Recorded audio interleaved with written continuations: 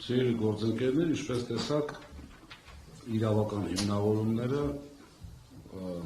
անգամ դատարանի ֆիքսացը բերեց նրան, որ ևս մեկ անգամ ապահովելու գործընթաց է եւ քաղաքական է ամբողջովին։ Ինչի համար եմ սա ասում, նախ դատարանը որոշում է գիշերվա իհարկե մեծ կապ ունի, այսպես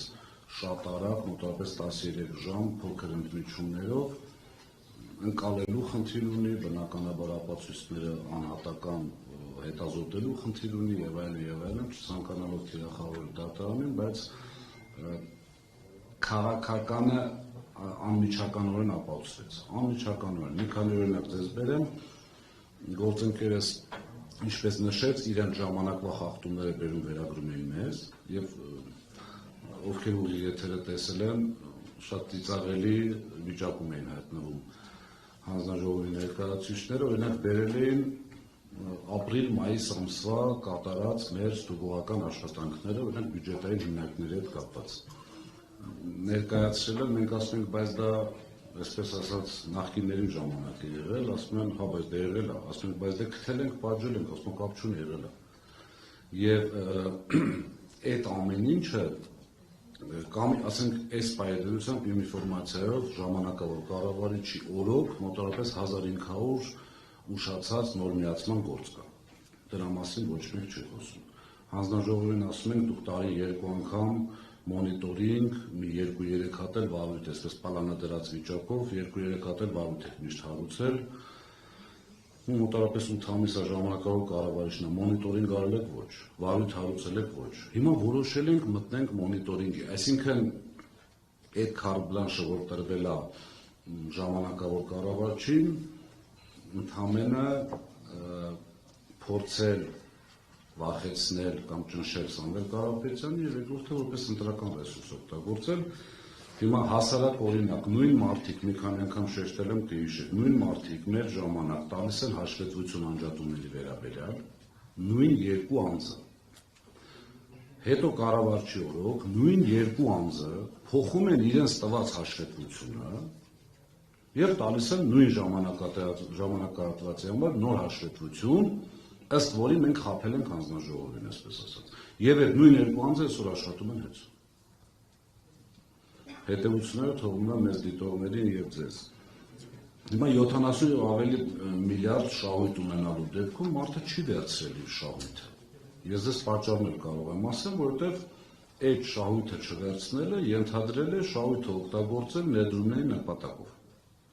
Հիմա երբ որ մարդ այսպես $1 միլիոն հաշվենք 180-200 միլիոն դոլար շահույթ ունեցող մարդը տվել է ամենաշատը 50 միլիոնի երաշխիք եւ ասում են ինչի է տվել, եթե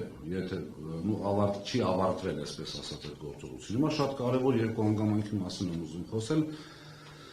որպեսզի մեր հայրենակիցները ուղիղ եւ ուշադիր լսեն եւ հասկանան, որ իրենց խաբել են, ինչպես միշտ ես ասում եմ։ Եթե հիշում եք, մի փոքրիկ շոու բեմադրվեց, փոքրիկ խմբակի ղեկավարի եւ ժամանակավոր կառավարչի մասնակցությամբ համար 1 մասնաշենքում զեկուցում էր հեծի հետ կապված այդ թեմաները եւ այնտեղ այսպիսի արտահայտություն եղավ, կարող ենք բառերը չեմ կարող հիշել, բայց միտքը հետեւյալն էր, որ կարող ենք ենթադրել, որ այդ համակարգը ջնջվել է ինչ-որ բան թաքցնելու համար։ Այնտեղից պատասխանը հնչում, այո, կարող ենք։ Դատարանը ֆիքսեց, որ այդ համակարգը չի ջնջվել նախ առաջին հերթին, այսինքն չկա ապացույց, որ դա ջնջվել է, նախ դիտավորությունը բացառում է, երկրորդը չէր ուսումնասիրել ընդհանրապես արդյոք ջնջվել է կամ արդյոք վերականգնումների ենթակա է, թե ոչ։ Դա մի սուտ, ուղղակի սուտ, բառից բուն իմաստով, թող դատի տան, թող հերքեն, չգիտեմ ինչ անեն։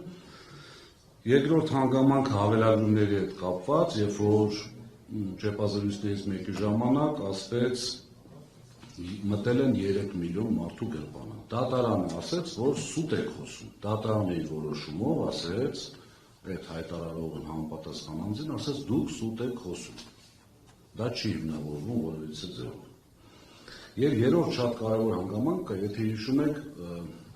փոքրիկ խմբակի շատ ներկայացուցիչներ ուղիղ հայտարարում էին, որ դաժ օրինակներով չէ, հիշեք այն ժողովուրդ ջան, այն հոսանքը, որ դուք գումարը տանում վճարում եք հոսանքի համար, այդտեղ նաև ներառված են այն վարկերը, որոնք վերցրել են այդ տոկոսները, որոնք տրվել են եւ այլն եւ այլն։ Մի քանի անցկա չեմ ուզում իրենց անունները տալ, ուղղակի իրենք լավ գիտեն, դուք էլ գիտեք ովքեր են այդպիսի բաներ հայտարարել, եւ ՀՄԿ-ի եթերում, եւ ազգային ժողովում, եւ այլն եւ այլն։